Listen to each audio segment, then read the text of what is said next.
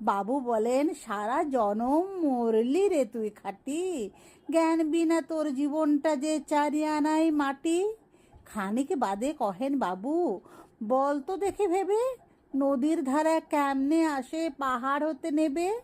বল তো কেন লবণ পোড়া সাগর ভরা পানি? মাঝি শেখয়, হারে মশায় অত কি আর জানি।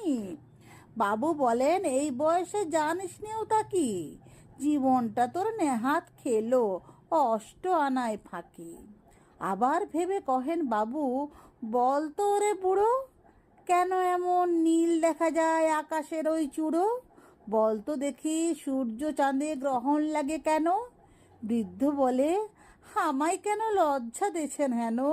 বাবু বলেন, বলবো কি আর বলবো তোরে কি তা, দেখছি এখন জীবনটা তোর 12 আনাই বৃথা।